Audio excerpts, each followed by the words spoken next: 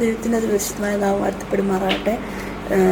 ഇന്ന് പലകാലം വിശുദ്ധ വചനവുമായി നിങ്ങളുടെ മുന്നിലായിരിക്കും. സ്ഥലത്തിൽ ദൈവം എൻ്റെ ജീവിതത്തെ ഇടയാക്കുന്ന കൃപയ്ക്കായി സ്തുതിക്കുന്ന സ്തോത്രം ചെയ്യുന്നു.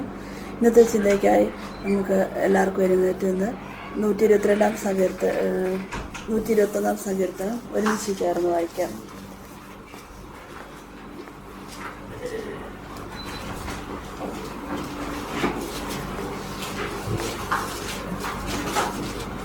എല്ലാവരുടെ അടുത്തുനിന്ന് വിശ്വസിക്കുന്നു.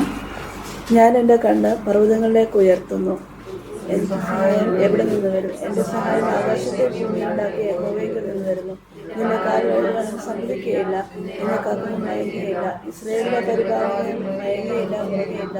യഹോവ നിന്റെ പരിപാലൻ, അവൻ നിന്റെ വലതു ഭാഗത്തുനിന്നൊക്കെ തടഞ്ഞു. പകൽ സൂര്യനെങ്കിലും രാത്രി ചന്ദ്രനെ നിന്നെ ബാധിക്കുകയില്ല. യഹോവ ഒരു ദോഷം തട്ടാതെ നിന്നെ പരിപാലിക്കും. യഹോവ നിന്റെ ഗമനത്തെയും ആകുലത്തെയും നിന്നെ പരിപാലിക്കും. നല്ലൊരാൾക്ക് ഓർത്ത് പ്രാർത്ഥിക്കും.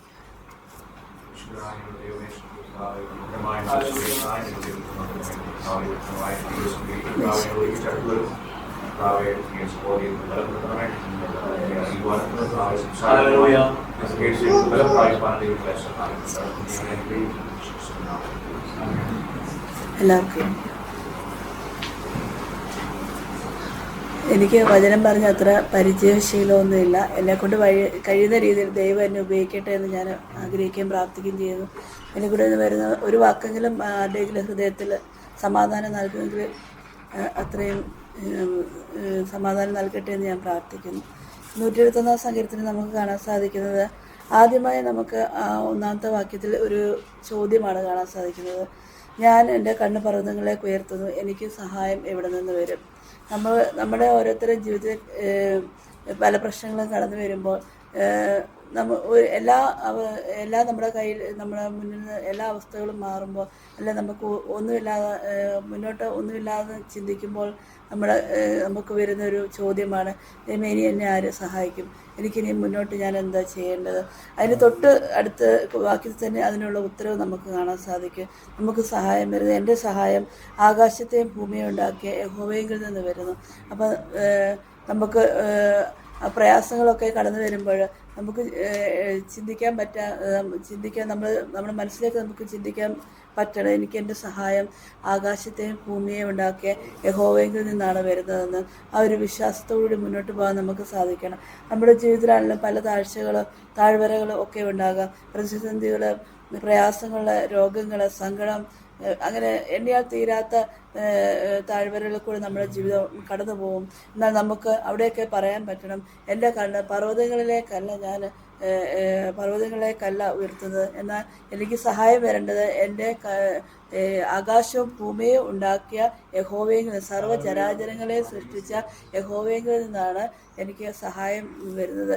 അതുകൊണ്ട് ഏത് പ്രതിസന്ധികളും പ്രതികൂലങ്ങളും നമ്മുടെ ജീവിതത്തിൽ കടന്നു വന്നാലും അവിടെയൊന്നും ഭയപ്പെടാതെ പതറാതെ എനിക്കൊരു സഹായമുണ്ട്, എന്നെ കൈപിടിച്ച് നടത്തുന്നൊരു നാഥനുണ്ട്, ഒരു ദൈവമുണ്ടെന്നുള്ള വിശ്വാസത്തോടെ മുന്നോട്ട് പോയാൽ നമ്മൾ കടന്നു പോകുന്ന പ്രയാസങ്ങളും ബുദ്ധിമുട്ടുകളും ഒക്കെയും മാറുവാനും നമ്മുടെ മുന്നിൽ നിൽക്കുന്ന വലിയ പ്രതിസന്ധി മാറിപ്പോവാനും ഒക്കെ ഇടയാകും. മുന്നോട്ട് പോകുമ്പോൾ കാണാം, ഈ രണ്ടാമത്തെ ഇതിന് ശേഷം താഴോട്ടുള്ള വാക്യങ്ങളിലൊക്കെ ദൈവത്തിൻ്റെ നമ്മളോടുള്ള പരിപാലനം കാണാം. ദൈവം നമ്മളെ ആശ്വസിപ്പിക്കുന്ന വാക്യങ്ങളാണ്, അല്ല ദൈവത്തിൻ്റെ പരിപാലനത്തിൻ്റെ കരുതലിൻ്റെ വാക്യങ്ങളാണ് മുന്നോട്ടൊക്കെ നമുക്ക് കാണാൻ സാധിക്കുന്നത്.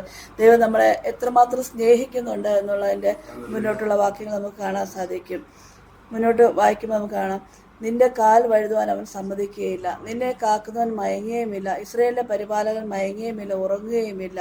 യഹോവ നിന്റെ പരിപാലകൻ, യഹോവ നിന്റെ വലതു ഭാഗത്ത് നിനക്ക് താഴോട്ട് മുഴുവനും നമുക്കുള്ള പരിപാലനവും കർത്താവിൻ്റെ സ്നേഹവും ആ ഒരു കരുതലുമാണ് നമുക്ക് കാണാൻ സാധിക്കുന്നത്. അപ്പോൾ നമ്മൾ എത്ര പ്രയാസങ്ങളോടെ അല്ലെ വിഷമങ്ങളോടൊക്കെ കടന്നു പോയാൽ ഇങ്ങനെയുള്ള വാക്യങ്ങൾ നമ്മുടെ ഹൃദയത്തിൽ വളരെയധികം സന്തോഷവും സമാധാനവും തരുന്നതാണ്. നമ്മൾ അങ്ങനെയുള്ള വാക്യങ്ങളൊക്കെ വായിച്ച് ശീലിക്കണം. ശ്രമിക്കണം. നമ്മൾ ആ ഹൃദയത്തിലേക്ക് അതൊക്കെ കൊണ്ടുവരാൻ ശ്രമിക്കണം. ലോകത്തിൻ്റെ പുറകെ വളരെ ലോകത്തിൻ്റെ സമാധാനത്തിൻ്റെ പുറകെ അതിനൊന്നും ശാശ്വതമല്ല, അതിനൊന്നും ഒരു സ്ഥിരതയില്ല. എന്നാൽ ദൈവം നമ്മളെ ചേർത്ത് പിടിക്കുന്ന, അല്ലെ നമ്മളെ സമാധാനത്തിലേക്ക് കൊണ്ടുവരുന്ന, അല്ലെ നമ്മുടെ പ്രയാസങ്ങൾ കൂടെ ഇരിക്കുന്നതെന്നുള്ള ഒത്തിരി തെളിവുകളാണ് ബൈബിളിലൂടെ നമുക്ക് കാണാൻ സാധിക്കുന്നത്. അതുപോലെ നമ്മൾ പർവ്വതത്തിൻ്റെയൊക്കെ കാര്യം പറയുമ്പോൾ പലവിധമായ പർവ്വതത്തിൻ്റെ പല പർവ്വത കഥകൾ നമുക്കറിയാൻ പറ്റും.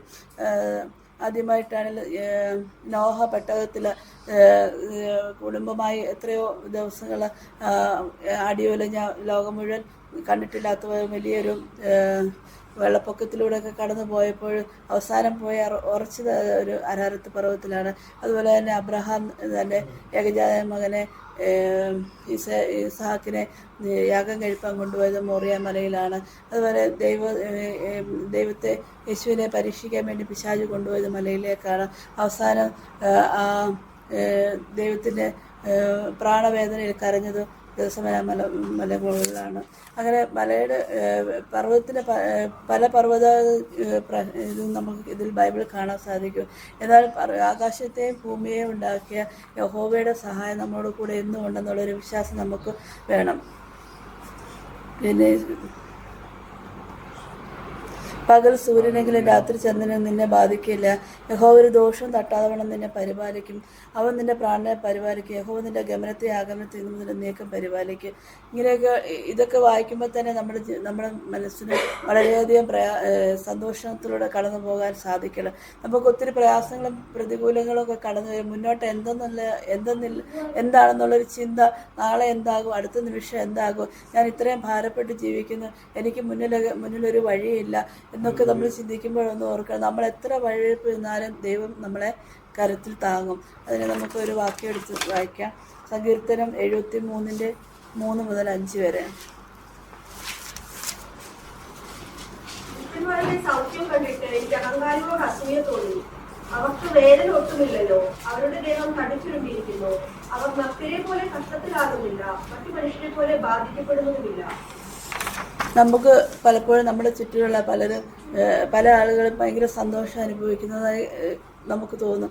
അവർക്ക് ദുഃഖമില്ല, പ്രയാസമില്ല, അവർ ദൈവഹിതമല്ലാത്ത രീതിയിലൊക്കെ ജീവിക്കുന്നു, മദ്യത്തിന് മയക്കുമേ അടിമപ്പെട്ട് ജീവിക്കുന്നു. എന്നാൽ അവർക്ക് രോഗമില്ല, ദുഃഖമില്ല എന്നൊക്കെ നമ്മുടെ മനസ്സിൽ തോന്നും. എന്നാൽ നമ്മളും അതേ സ്ഥാനത്ത് നമ്മളും വളരെയധികം കഷ്ടത്തിലൂടെ കടന്നു പോകുന്നു, വളരെയധികം പ്രയാസത്തിലൂടെ കടന്നു പോകുന്നു. എന്നാൽ നമ്മളൊന്നും ചിന്തിക്കണം, നമ്മൾ വീഴാതെ ഇത്രയൊക്കെ പ്രയാസങ്ങളെ കടന്നു പോകുമ്പോൾ നമുക്ക് സഹിക്കാൻ വയ്യാത്തൊന്നും ദൈവം തരികയില്ല. അതിലൊക്കെ നമ്മളെ താങ്ങാൻ, നമ്മളെ കരുതാനൊക്കെ ദൈവത്തിൻ്റെ കരം നമ്മോട് കൂടെയുണ്ട്. അപ്പോൾ നമ്മൾ മുന്നോട്ട് വായിക്കുമ്പോൾ 73:17-18 വായിക്കുമ്പോൾ, ഞാൻ ദൈവത്തിന്റെ വിശുദ്ധ മന്ദിരത്തിൽ ചെന്ന് അവരുടെ അർത്ഥം എന്താണെന്ന് ചിന്തിച്ചു. നിശ്ചയമായി നീ അവരെ വഴികൊഴുപ്പിൽ നിർത്തുന്നു, നീ അവരെ നാശത്തിൽ കഴിയുന്നു.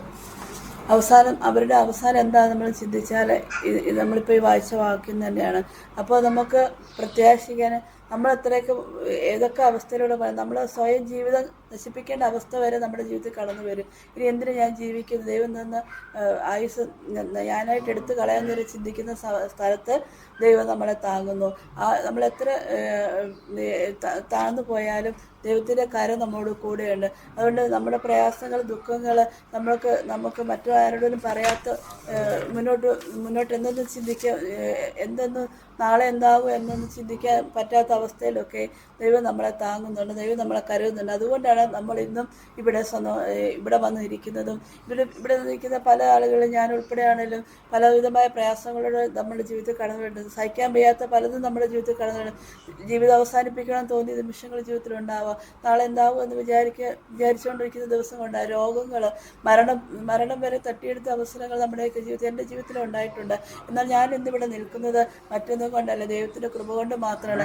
ദൈവം എന്നെ കരുതി കൊണ്ട് മാത്രമാണ്, എൻ്റെ കൈ പിടിച്ചത് കൊണ്ട് മാത്രമാണ്. അത് നമ്മളും ആ ഒരു ദൈവസ്നേഹം മുന്നോട്ട് അറിയുവാൻ നമ്മുടെ ജീവിതത്തിൽ ഇടയാക്കണം. നമ്മൾ ഇടയ്ക്ക് വല്ലപ്പോഴും ഒക്കെ നമ്മളൊന്ന് ഇരുന്ന് ചിന്തിച്ച് നോക്കണം, ഇന്നലെ ഞാൻ എന്തായിരുന്നു, കഴിഞ്ഞു പോയ കാലങ്ങൾ എൻ്റെ അവസ്ഥ എന്തായിരുന്നു, ഞാൻ എവിടെയായിരുന്നു, എൻ്റെ ജീവിതം പട്ടുപോകായിരുന്നു, മുന്നോട്ട് എനിക്ക് ഒന്നുമില്ലെന്നുള്ള അവസ്ഥയിൽ ഞാൻ നിന്നിരുന്നു. ഇവിടെ ഈ ദേശത്തു നിന്ന് തന്നെ എനിക്ക് നിൽക്കാൻ പറ്റത്തില്ല, ഞാൻ ഇവിടുന്ന് പോകേണ്ട അവസ്ഥ വരുമെന്നൊക്കെ നമ്മളൊക്കെ പലരും കരുതിയിട്ടുണ്ടാവാം. എന്നാൽ ദൈവം അവിടെയൊക്കെ താങ്ങി. അതുകൊണ്ട് ഇന്ന് നമ്മൾ സമാധാനമായ ദൈവിക സമാധാനത്തെ, ലോകം തന്ന സമാധാനത്തെക്കാൾ ഉപരി ദൈവിക സമാധാനത്താൽ കുടുംബമായി കുഞ്ഞുങ്ങളായി എല്ലാം സന്തോഷത്തോടെ ഒരുമിച്ച് ജീവിക്കാനൊക്കെയും ദൈവം നമ്മളെ സഹായിക്കുന്നുണ്ട്. അതിനൊക്കെ മറ്റൊന്നും കൊണ്ടല്ല, ദൈവത്തിൻ്റെ കരം നമ്മളോട് കൂടെ ഉള്ളത് കൊണ്ടാണ്. അവൻ്റെ ആ ഒരു തണൽ നമ്മളോട് കൂടെ ഇരിക്കുന്നത് കൊണ്ടാണ്. അതുകൊണ്ട് ആരും ദൈവസ്ഥാനത്തിൽ പെറുപിറുക്കൊന്നും ചെയ്യേണ്ട. സമാധാനമായി ഇരിക്കുക, പ്രാർത്ഥിക്കുക, ദൈവവചനം മനസ്സിൽ കരുതുക. എന്ത് പ്രതികൂലങ്ങൾ ജീവിതത്തിൽ വന്നാലും എൻ്റെ ദൈവം എന്നോട് കൂടെ ഉണ്ടെന്ന് മാത്രം ചിന്തിക്കുക. ഞാനിന്ന് ഇവിടെ ഇരിക്കുന്നെങ്കിൽ അതെൻ്റെ ദൈവത്തിൻ്റെ കൃപ കൊണ്ട് മാത്രമാണ്. ഞാൻ നാളെ മുന്നോട്ട് നടക്കുന്നെങ്കിൽ അതും എൻ്റെ ദൈവത്തിൻ്റെ കൃപ കൊണ്ട് മാത്രമാണ്. അതുകൊണ്ട് എനിക്ക് ഭാരമില്ല, പ്രയാസം, ഈ ലോകത്തിൻ്റെ ഭാരവും പ്രയാസമൊന്നും ഞാൻ ഗണ്യമായി കാണുന്നില്ല. എനിക്ക് ഒരു പ്രത്യാശയുണ്ട്. നാളെയുടെ ഒരു പ്രത്യാശ ദൈവം എനിക്ക് തന്നിട്ടുണ്ട്. നാളെ എൻ്റെ ജീവിതത്തിൽ വലിയ നന്മ ഉണ്ടാകും. നാളെ ഞാൻ ഈ കടന്നു പോകുന്ന അവസ്ഥയിൽ എനിക്ക് മാറ്റം ഉണ്ടാകും. ഒരു പച്ചപ്പ് എൻ്റെ ജീവിതത്തിൽ ഉണ്ടാകും എന്നൊക്കെ നമുക്ക് ചിന്തിക്കേണ്ടതായ ആവശ്യമുണ്ട്. പിന്നെ ഇവിടെ പലവിധമായ പ്രാർത്ഥന വിഷയങ്ങൾ നമ്മുടെ ജീവിതത്തിൽ, നമ്മുടെ ചർച്ചയിൽ തന്നെയുണ്ട്. എല്ലാ വിഷയത്തിനും ദൈവം ഒരു മറുപടി കാണും. ദൈവം മറുപടി നമുക്ക് തരും. ആ ഒരു പ്രത്യാശ അടുത്ത വർഷം അടുത്ത വർഷം ഈ സമയമൊക്കെ ആകുമ്പോഴേക്ക് നല്ല സാക്ഷിയുള്ളവരായി പലർക്കും ഇവിടെ എഴുന്നേറ്റ് എടുക്കാൻ ദൈവം ഇടയാകും. കാരണം പലരുടെ ഉള്ള അതുപോലെ വേദനിക്കുന്നുണ്ട്. അതുപോലെ സഹോദരങ്ങളാണെങ്കിലും എല്ലാ വിഷയങ്ങളും നമ്മുടെ സ്വന്തം വിഷയങ്ങളായി ഏറ്റെടുത്താണ് പ്രാർത്ഥിക്കുന്നത്. അതുകൊണ്ട് തന്നെ ദൈവം അതിനെ കാണാതിരിക്കുകയില്ല. ദൈവം എല്ലാത്തിനും മറുപടി തരും. ദൈവം നമുക്ക് വലിയവനാണ്. പലവിധമായ നമ്മുടെ മുന്നത്തെ ഒത്തിരി ഉദാഹരണങ്ങളുണ്ട്. ദൈവം നടത്തിയ വിധങ്ങൾ, ഓരോ ആഴ്ചയും നമ്മൾ കേൾക്കുന്ന സാക്ഷ്യങ്ങളെല്ലാം നന്മയുള്ളതാണ്. അല്ലെ, ദൈവം തന്ന നന്മകളാണ് എല്ലാവരും പറയുന്നത്. ആരും ഒരു രോഗാവസ്ഥയിലൂടെ കടന്നു പോയാലും പിറ്റേ ആഴ്ച നമുക്ക് ഭയങ്കര സന്തോഷമുള്ള സാക്ഷ്യങ്ങൾ കേൾക്കാൻ, അത് കേൾക്കുമ്പോൾ നമുക്കുണ്ടാകുന്ന ആനന്ദം അത് കൂടുതൽ നമ്മുടെ വിശ്വാസത്തെ ഉറപ്പിക്കുകയാണ് ചെയ്യുന്നത്. അതുകൊണ്ട് ഒന്നിനെക്കുറിച്ചും ഭാരപ്പെടേണ്ട. ദൈവം നമ്മളെ പുലർത്തും. ദൈവം നമ്മളെ അനുഗ്രഹിക്കും. എല്ലാവരെയും ദൈവം അനുഗ്രഹിക്കട്ടെ എന്ന് പ്രാർത്ഥിച്ചുകൊണ്ടിരുന്നു.